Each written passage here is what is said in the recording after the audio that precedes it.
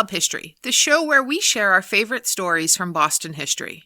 This is episode 59, Corn, Cotton, and Condos, 378 years on the Mother Brook. Hi, I'm Nikki. And I'm Jake.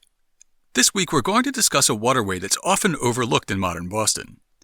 Everybody knows the Charles River, and most people know the Neponset River, but have you ever heard of the Mother Brook?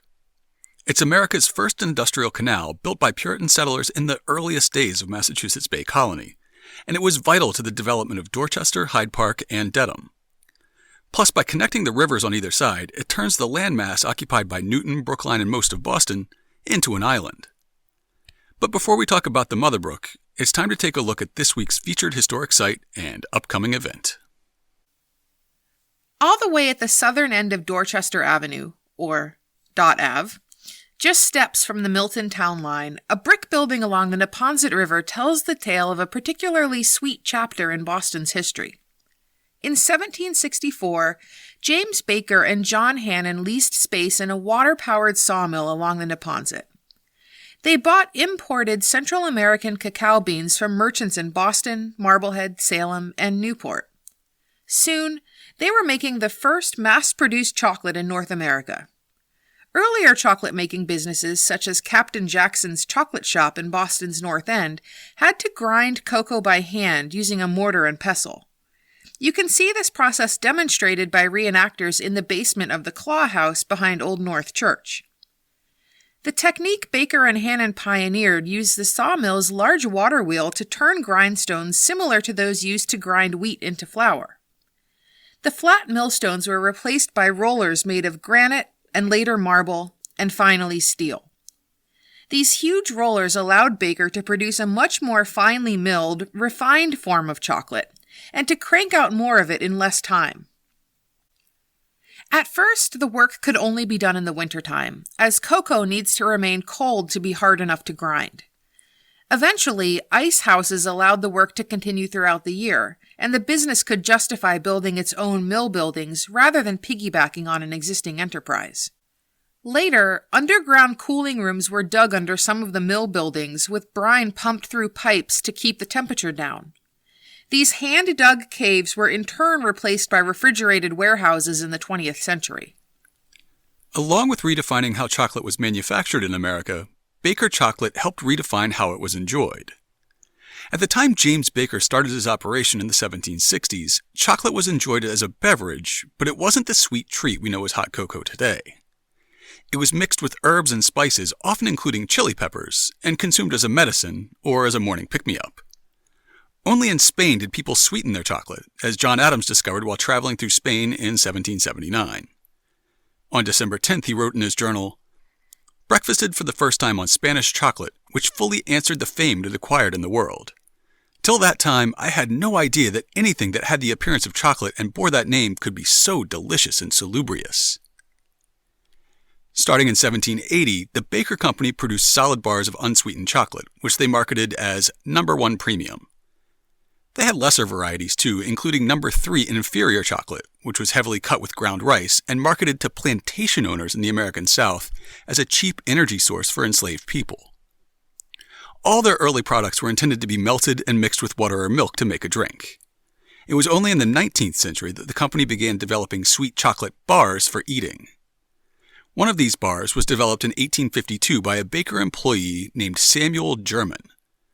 German's sweet chocolate became one of the company's most popular products, and was used for eating as well as baking. A popular cake recipe that used the chocolate became known as German chocolate cake. In the 20th century, Baker chocolate remained a nationally recognized brand, even after being bought by the conglomerate General Foods in 1927. Unfortunately, the parent company made a decision to consolidate its East Coast operations in the early 1960s, and manufacturing for Baker chocolate was moved to Dover, Delaware in 1965. The remaining mill buildings and over 14 acres of land stood mostly empty for decades. In the 1990s, the site was finally redeveloped, and many of the mill buildings are now used for condos and apartments. In the show notes this week, we'll post a link to a PDF published by the Dorchester Athenaeum that you can use for a self-guided walking tour of Dorchester Lower Mills and the old Baker Chocolate Factory. We recommend taking the Mattapan high-speed line from either Ashmont or Mattapan Square to Milton Station to get there. The old Pullman PCC streetcars used on the Mattapan line were built in the 1940s for use on the Green Line, and they are a historical experience unto themselves. And for our upcoming event this week, we had to go a little bit farther afield than usual. With the holidays coming up, our event calendars were somewhat empty.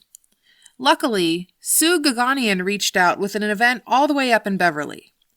On January 4th, Historic Beverly is hosting an opening reception for a new exhibit about photography in the Victorian era. The exhibit goes hand in hand with the focus on photography in last week's show about the Harvard College Observatory. Plus, we're just generally photography buffs. Here's the description from the website.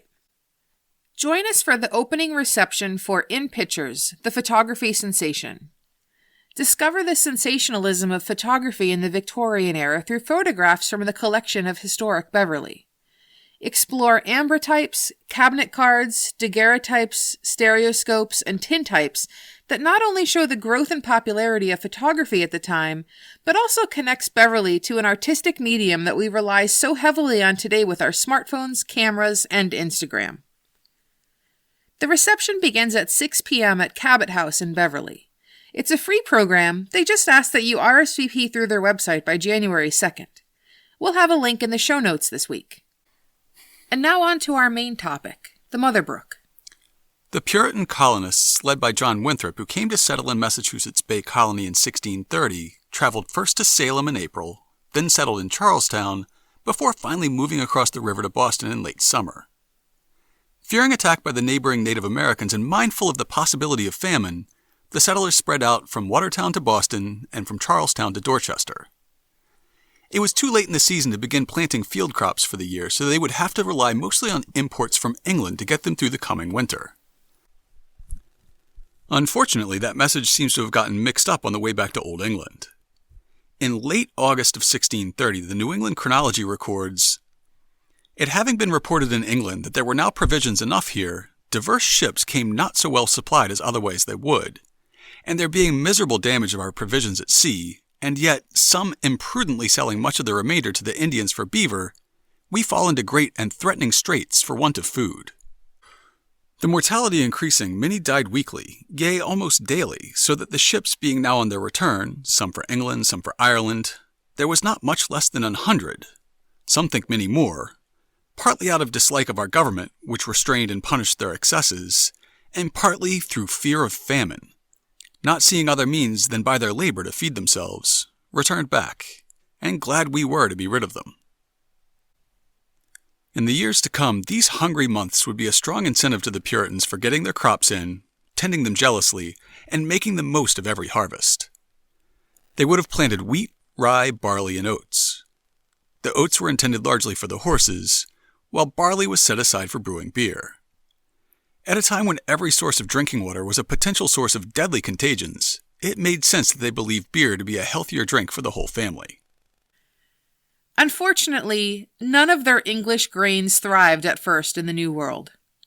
There wasn't enough barley to stock a family with the beer their children needed to grow up big and strong, and there wasn't enough wheat to allow them to bake the breads they knew from home. At the time, the English made fluffy white bread that wasn't too different from the white bread we all know and love today. But New England bread was a different animal. Luckily for our Puritan forebears, there was a grain native to the Americas that grew plentifully from Mexico City to Maine. The English dialect of the time considered any grain to be corn, so this new introduction was called Indian corn. It was maize, or simply corn as we call it, and it quickly became a staple in the New England diet. During the early years, the settlers of Massachusetts Bay would have eaten a lot of thirted bread. It was called that because it was made from rye, wheat, and Indian corn in equal proportions. During the earliest years of the settlement, the grains would have been ground by hand, probably by women. There were two techniques for this. The first was to grind the grains by hand, using two hard stones. The top stone would have a hole through it, which the grain was poured in. Then it was rotated until the grain was ground finely enough to find its way out from between the stones. The other technique was a traditional Native American method using a large mortar and pestle made out of oak and pounding the whole grain into flour. Either of these methods would have been difficult and time-consuming, and it resulted in flour that was quite different from what we're used to today. Milling grain by hand meant that the entire kernel made it into the flour, rather than being bolted or sifted out and leaving pure white flour behind. Puritan flour typically included both the wheat bran and the wheat germ, as well as the white flour. In 2015, we attended an event hosted by the Partnership of the Historic Bostons, where we got to sample Puritan foods. As part of the event, we got to try some thirded bread that had been made using traditional methods at Plymouth Plantation. The milling techniques of the Puritans' separatist neighbors were similar enough that we probably ate bread very much like that of the early years in Boston. It was rich, chewy, and pretty good. It's easy to see why any demonstration loaves made at Plymouth Plantation sell out almost instantly. With the production of flour taking up so much time that could be devoted to other labor, and resulting in a somewhat unfamiliar form of bread, you can see why the early settlers of Massachusetts Bay were eager to find a better way to grind their grain. As early as 1631, the first grist mill in the colony was established at Watertown. This early enterprise was a windmill, of a design similar to the traditional mills we've all seen in children's books or articles about the Dutch. Long, graceful arms hold cloth sails that catch the wind to spin a shaft that turns the grindstones. The entire mill rotates on a central hub, allowing the face to be turned into the wind. It's a design that originated in England in the 1100s, and my great-aunt's family operated one in the countryside near London right up until World War II. Unfortunately for the proprietors of the windmill at Watertown, it only seemed to work when the wind was coming out of the west.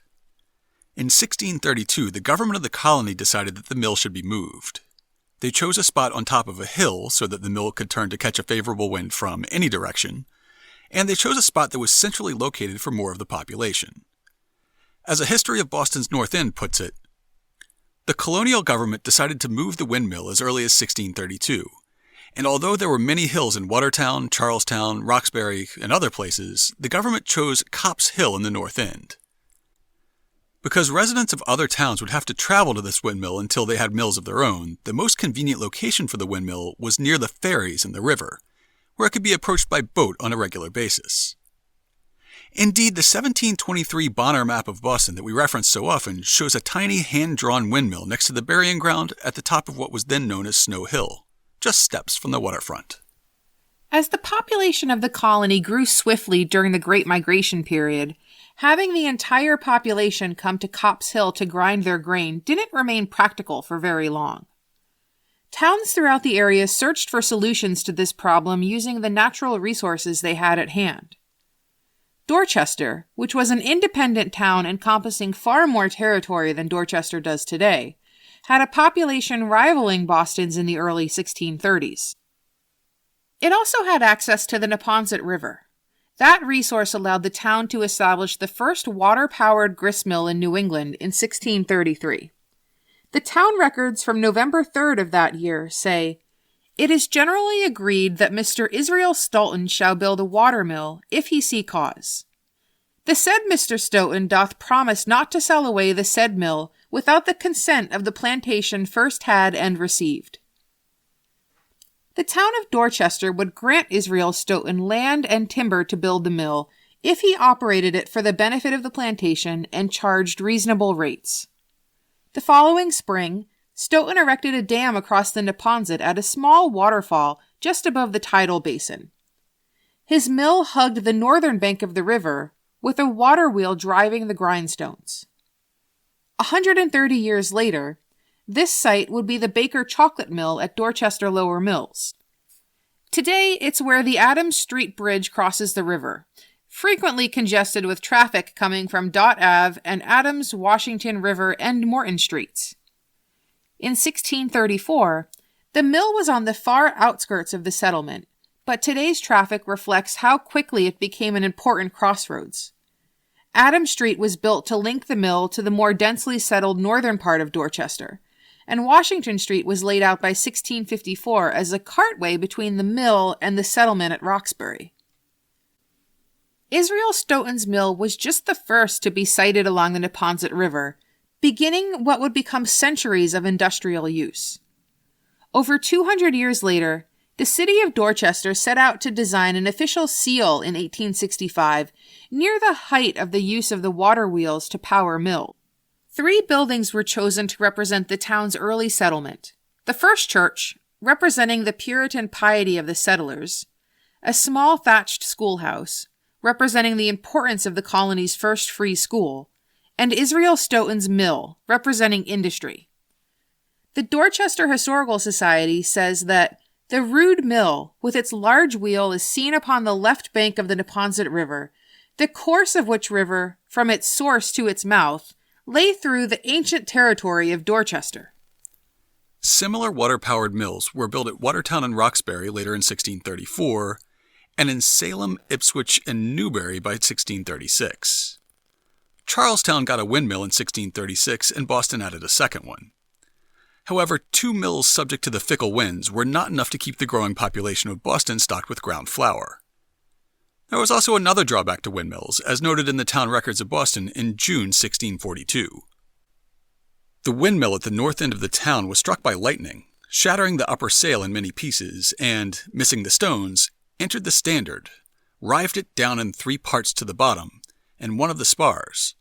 And the main standard being bound about with a great iron hoop fastened with many long spikes, it was plucked off, broken in the middle, and thrown upon the floor. And the boards upon the sides of the mill rived off, the sacks in the mill set on fire, and the miller, being under the mill upon the ground chopping a piece of the board, was struck dead. But company coming in found him to breathe, and within an hour or 2 he began to stir, and strove with such force as 6 men could scarce hold him down. The next day he came to his senses, but knew nothing of what had befallen him, but found himself very sore. His hair on one side of his head and beard was singed, one of his shoes torn off his foot, but his foot not hurt.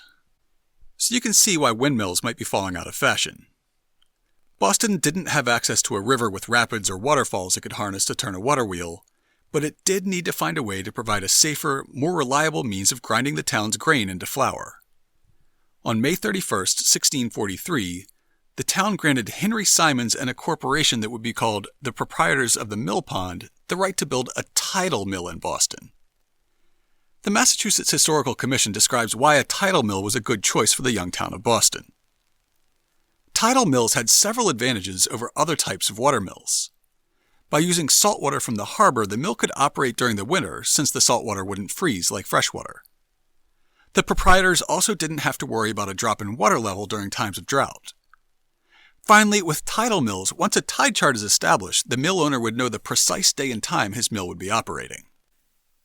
The proprietors got exclusive use of a cove between the town's north and west ends, and the town supported them with timber and labor for building. In her book Gaining Ground, Nancy Seychelles describes the task at hand. The proprietors built dams from the ends of a natural causeway that already existed across the mouth of the cove in order to close off the cove completely, which then became known as the Mill Pond, and dug a mill creek through the neck between the mill and town coves. Water entered the mill pond at high tide from the Charles River through the floodgates in the causeway, and from the town cove through the mill creek, as it came to be called. An ebb tide water flowed back out of the mill pond, powering tide mills that were near the present bend in Endicott Street and other mills at the mouth of the Mill Creek. The Mill Creek roughly followed the line of today's Rose Kennedy Greenway. One of the original millstones was discovered during the construction of the Big Dig and is now set in the sidewalk outside Boston Public Market. The mills operated from 1644 to 1804. By that time, the mills had fallen into disrepair, and the mill pond was partially filled with refuse and sewage.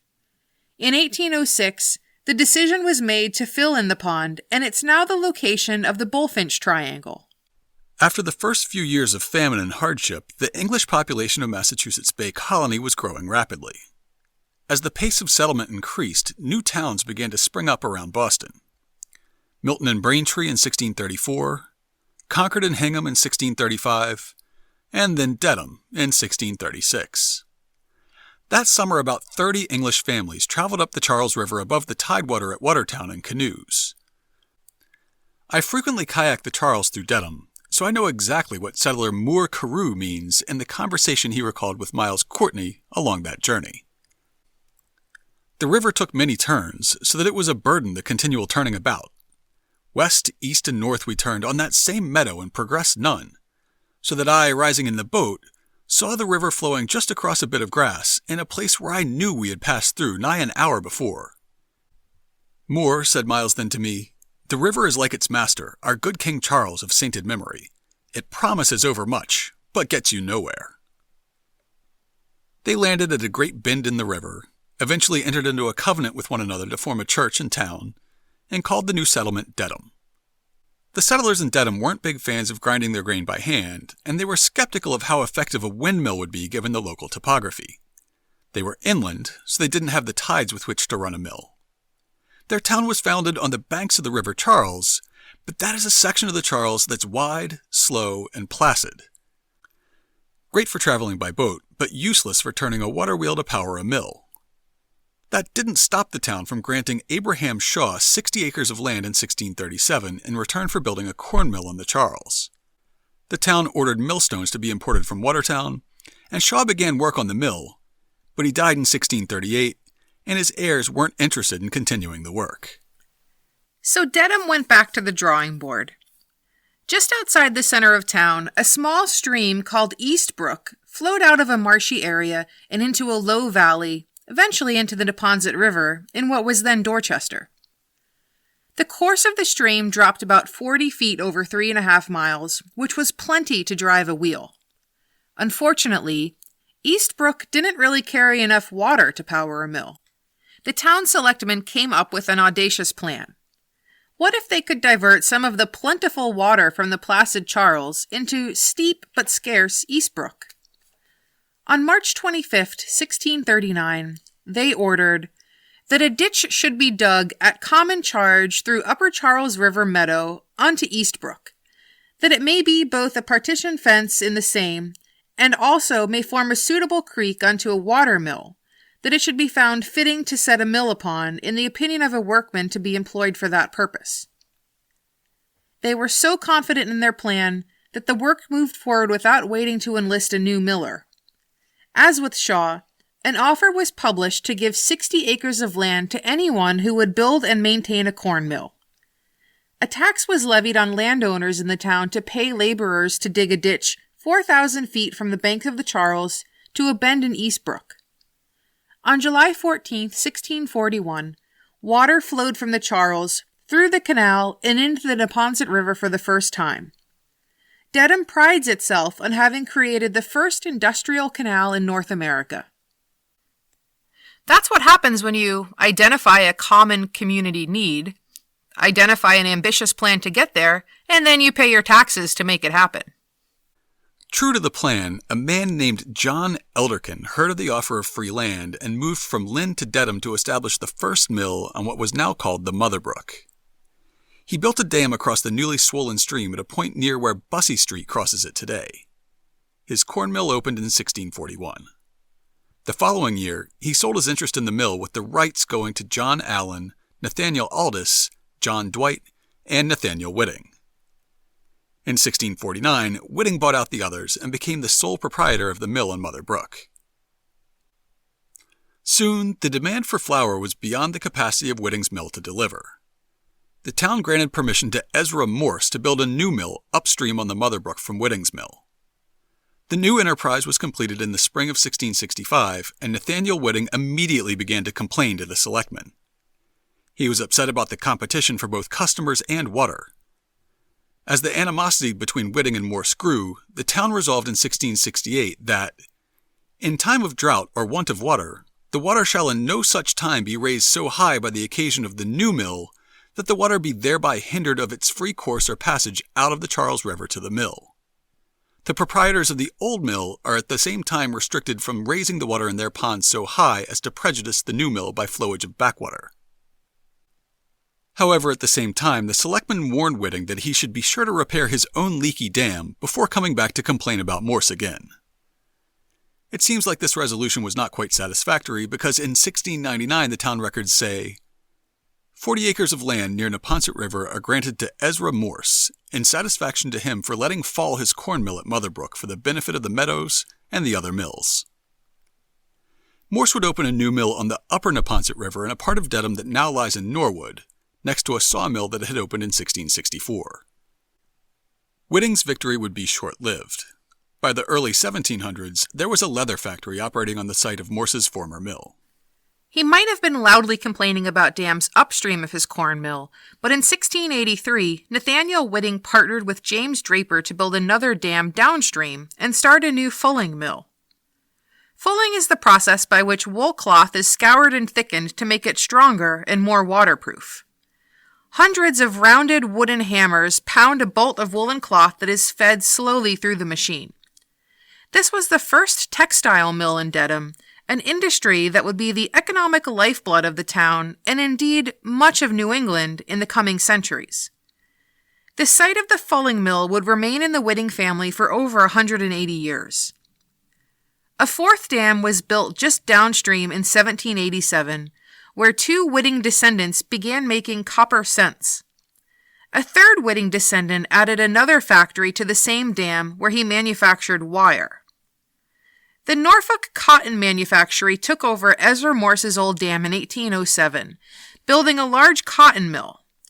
Cotton was still a novelty in New England in 1807, and Worthington's History of Dedham notes that the inhabitants felt a degree of pride in having a cotton factory in their town, and whenever their friends from the interior visited them, the first thing thought of was to mention that there was a new cotton factory in the town, and they must go and see its curious and wonderful machinery.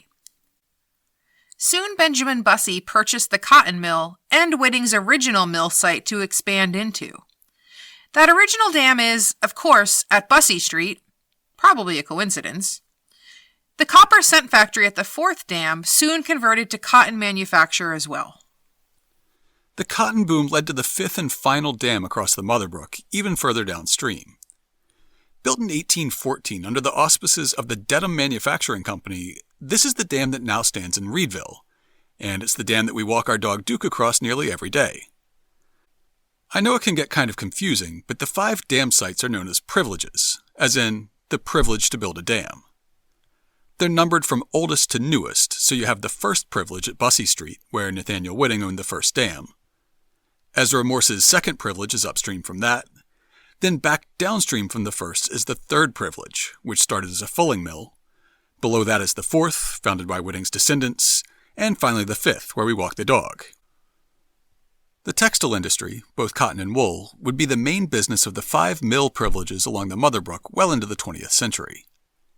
It was so profitable that it threatened to change the traditional way of life in Dedham. A history of the town published in 1827 laments a coming age in which landowning farmers no longer control the town's politics, instead ceding power to those who live in towns and work in the mills. This is the age in which little compact villages begin to arise in all parts of the country which afford any facilities for manufacturing and mechanical employments. Dedham has 2 places of this kind, the Courthouse Village and the mills on the banks of the Mother Brook. A new population is about to be admitted into the town, which must in time considerably affect its character. In point of interest, they will greatly contribute to the prosperity of it. In moral effect, no evil is yet perceived. The means of subsistence are greatly increased, and a wider field is opened for the various talents of men, and we can now perceive the utility of that policy which encourages the manufacturing establishments of this country by protecting duties.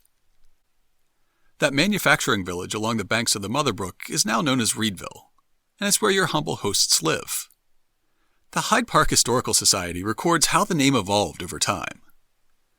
The locality now known as Reedville was as early as 1655 called the Low Plain, and after it became a part of Dedham was known for years by the name of Dedham Low Plain. When the school district was there established, it naturally came to be known as Low Plain District. By the mid-19th century, the mills were all important in Dedham Low Plain, and they were looking for a new name. James Reed was one of the principal proprietors of the cotton mill at the 5th Privilege, and he gave his name to the neighborhood that was quickly growing up around the mill. School records fixed the date when the modern name was adopted. October 8, 1847. voted that the name of Low Plains School District be changed to that of Reedville. The mill at the time was owned by a corporation called the Dedham Manufacturing Company. The historians of Dedham were right to fret about the growing political power of the mill workers, but they misjudged the change that was coming. The workers in Reedville didn't take over Dedham from the existing leaders. Instead, they left the town of Dedham entirely. The residents of Reedville joined together with people in the Fairmont Hill neighborhood in Milton and in a settlement along the Boston and Providence Railroad tracks in Dorchester near the Neponset River. They petitioned the legislature, and on April 22, 1868, the new town of Hyde Park was incorporated. Textiles, water power, and the Mother Brook remained centrally important to the new town of Hyde Park.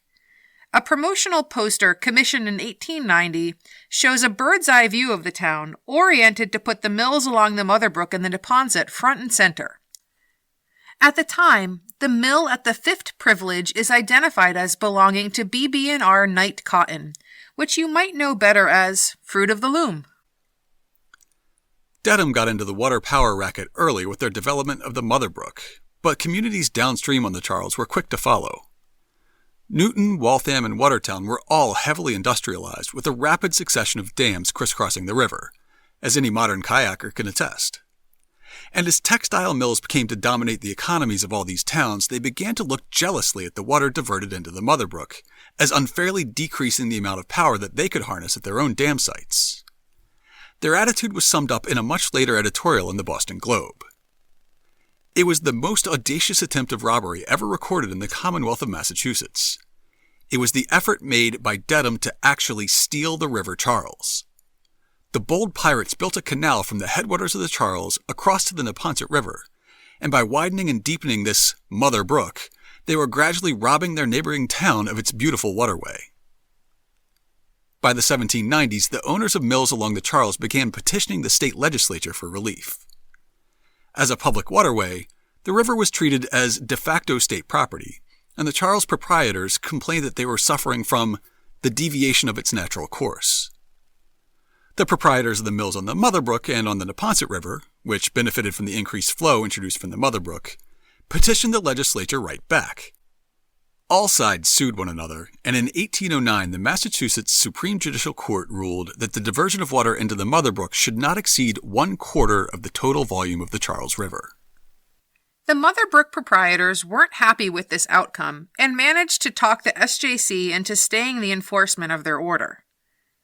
Both sides continued litigating and negotiating, and finally reached an agreement in 1831. A historical sketch of the Mother Brook, published in 1900, outlines the agreement, which is still in effect today. Finally, an agreement was entered into between the proprietors of mills on Mill Creek and Neponset River and the proprietors of mills upon Charles River on December 3, 1831, and filed in the Norfolk Records, which fixed the proportion of water as 1/3 to the owners of the mills on Mill Creek and 2/3 to the owners upon Charles River. This agreement is still in force today and governs the division of water which shall be allowed to flow into the Mother Brook. The sills were fixed in both streams, and provision was made whereby either party could have an adjustment made of the sills if they considered themselves aggrieved to the amount of water by due procedure. Today, the sill fixed at the divergence of the Charles River and the Mother Brook has been replaced by a mechanical floodgate that can be adjusted to let more or less water into the Mother Brook depending on water levels in the Charles. It's a signal of just how much has changed along the Mother Brook in the past century. First, the independent town of Hyde Park is gone. Like Roxbury, Dorchester, Charlestown, Brighton, and West Roxbury a few decades earlier, Hyde Park voted to be annexed to Boston and ceased to exist in 1912. By the teens and 20s, the textile industry was in decline across New England and around the country. One by one, the mills along the Mother Brook went out of business. Today, the first privilege is a park and playground, with a small stone and a plaque to mark the site of the first mill in this important industrial corridor. The mill buildings at the second privilege house a medical supply distributor. A strip mall and a Dunkin' Donuts sit on the site of the third privilege. The beautiful stone mill buildings surrounding the tall dam at the fourth privilege have been converted to condos. And the fifth privilege is maintained by the DCR as a last-minute addition to the Stony Brook Reservation, currently undergoing what seems to be a policy of benign neglect. Once, there were big plans for the Mother Brook. In the early 20th century, recreation coexisted with industry. A 1915 article describes that near the railroad bridge, several small boathouses are erected, and the town of Dedham has built a substantial bathhouse that is well patronized by boys. Though we suspect that they just didn't understand that swimming in an industrial canal was a bad idea. By the 1960s, the mill pond at the fifth privilege had been drained, and the owner was seeking permission to build a strip mall on the site. The DCR stepped in to purchase the land, cleaned up a junkyard, dredged out silt and fill, rebuilt the breach dam, and published an ambitious plan. Opportunities will be available for the provision of facilities for boating, picnicking, hiking, and other types of active recreation. Assuming eventual improvement in the quality of water in the Mother Brook, the report urges the construction of facilities for swimming in the pond. I did see people swimming in the old mill pond one time, but for the most part, it's become a haven for ducks, beavers, coyotes, and fishermen. It might be fun to catch some fish along the Mother Brook, but as you might guess, it's probably not a good idea to eat too many of them. After over 300 years of industrial use, the Mother Brook was intensely polluted by the mid-20th century. Over the years, everything from gasoline to PCBs to raw sewage has been leached into the stream. In recent years, water quality on the Charles River has made a remarkable comeback, even being rated safe for swimming along much of the river. The Mother Brook has had a much slower recovery. Though the state of the brook has improved, it still has a long way to go. I volunteer as a water monitor with the Neponset River Watershed Association during the summer months. Reviewing the preliminary data from our 2017 program, the Mother Brook remains one of the most polluted tributaries of the Neponset, being unsafe for both swimming and boating, and containing unsafe levels of E. coli bacteria. Interestingly, the Mother Brook follows a pattern of contamination that is opposite that in most of the rest of the watershed. Most waterways are more polluted in wet weather, when runoff washes contaminants and sewage overflow from the surrounding area into the river. The Mother Brook, however, is considerably less contaminated when it rains, when the floodgate separating it from the Charles is open to alleviate the chance of flooding downstream on the Charles, allowing clean Charles River water to course down the Mother Brook.